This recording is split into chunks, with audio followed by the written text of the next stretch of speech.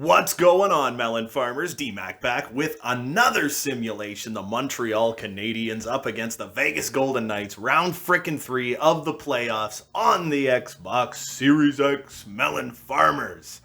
If you haven't already, scroll down, hit that like button, and in this one, you know what's going on. I'm going to the settings real quick. We're going to go to the gameplay sliders.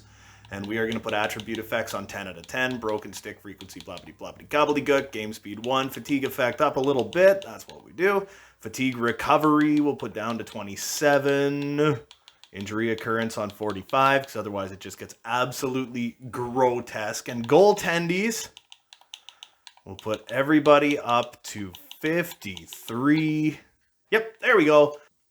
So back to the main menu here. Man, we did that last simulation. It was Montreal against Winnipeg, and I really thought Winnipeg had what it took to beat them. In the simulation, it was Winnipeg in 6. Winnipeg in 6. And then, against all odds, the Montreal Canadiens actually pulled out a sweep in that series. So let's see what this sometimes awesome, sometimes terrible game thinks is going to happen in the playoffs when we go on ×8 simulation.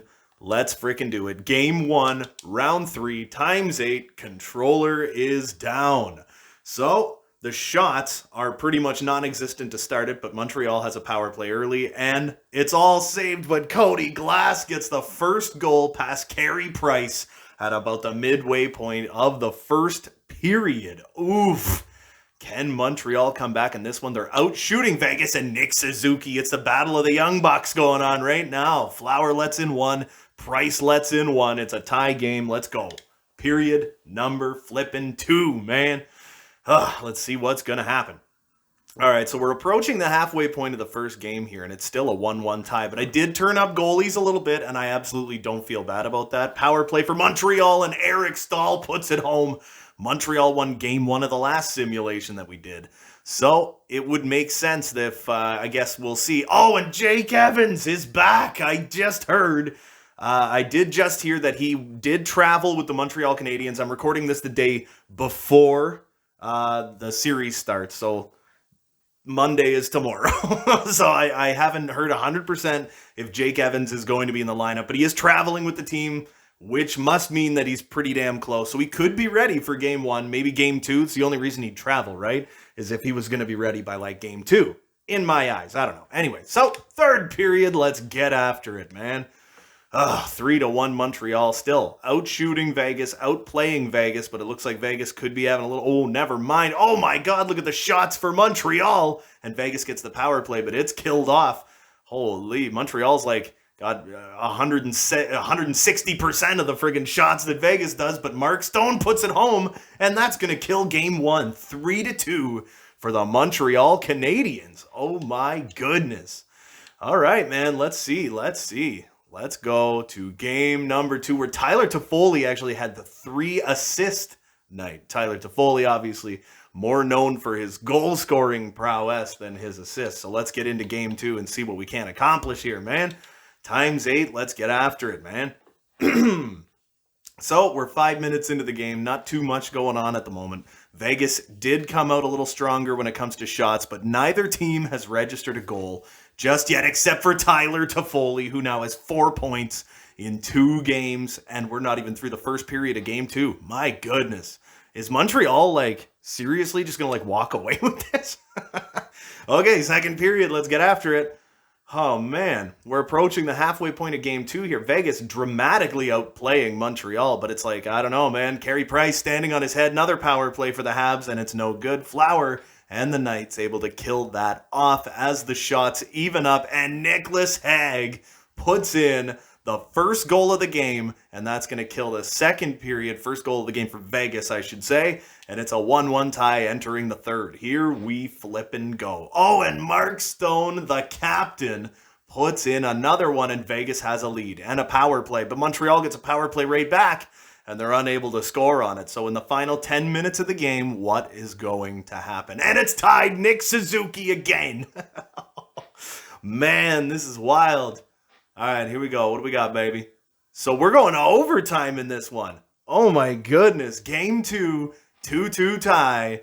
Time for overtime. And early on, is it going to go for a long time or is it going to be done early? And Montreal takes game 2. It's Tomas Tatar. Oh, good for you guys representing all of Canada here in round 3. My goodness. Could you imagine? 2-0 series lead for the Montreal Canadiens. And let's jump into game 3. Do not tell me Montreal is going to go 8 straight to sweep round 2 and 3. And Vegas gets a really early one. First shot of the game by Alex Tuch goes past Carey Price. And it's a 1-0 game for Vegas. But Montreal came out swinging, and now they're at home. Up 2-0 in a series. I didn't even think of that. They're up 2-0 in a series, and they were on the road both times. And now they got a power play, but the period's going to end before they can do anything with it. Man, here we go. Second period.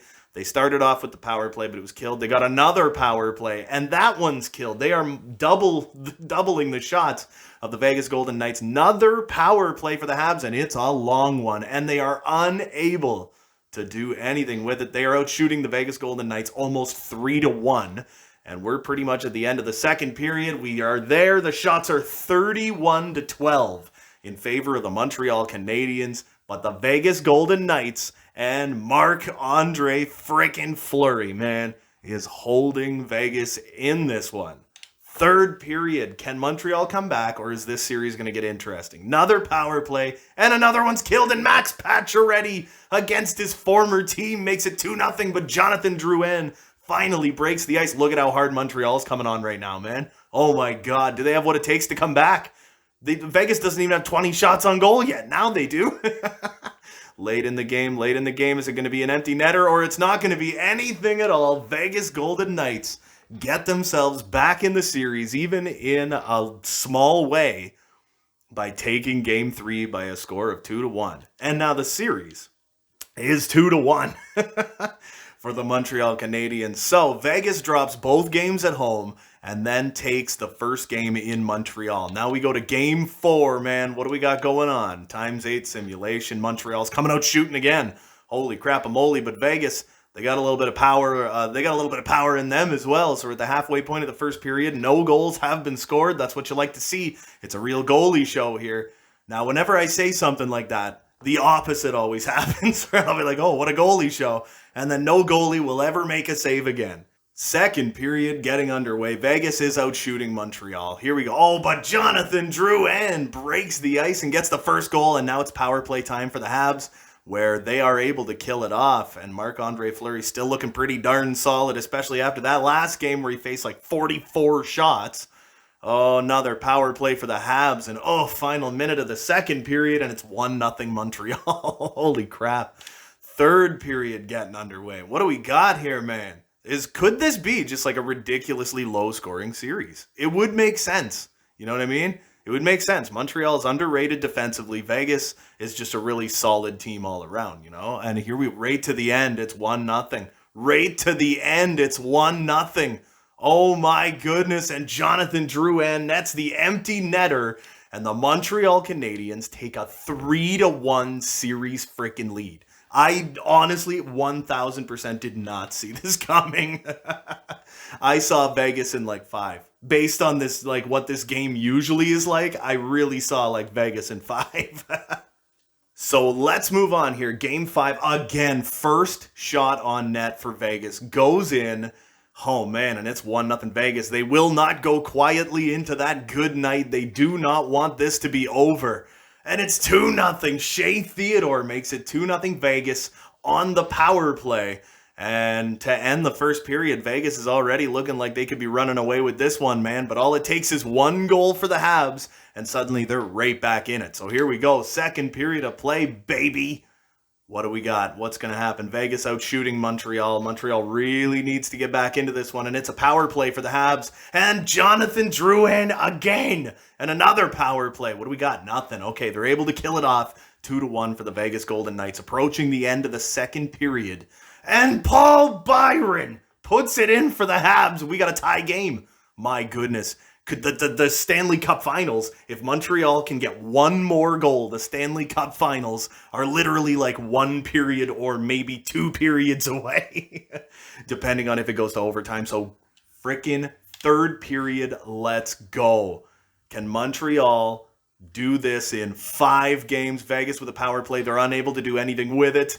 Man, the shot totals are actually kind of low in this one, except Vegas has got enough. And Philip Deneau, in the final 10 minutes of freaking Game 5, gives Montreal the lead, but Riley Smith ties it right back up. Holy, this one's, oh, what? Corey Perry scores in the final minute of the game. Corey Perry makes it 4-3 for the Montreal Canadiens, who advance to the Stanley Cup Finals. Oh my God, do you believe it? Holy, and Nick Suzuki. Get out of my life. Stop. There we go. And Nick Suzuki leads the Montreal Canadiens with 2 goals, 4 assists, and 6 points in 5 games up against the Vegas Golden Knights. It is a 5-game victory for the Montreal Canadiens. Let me know what you think of this in the comments down below. As always, don't forget to hit like and subscribe if you haven't already. There's new videos coming all the frickin' time. And until next time, you beautiful melon farmers, have a good one.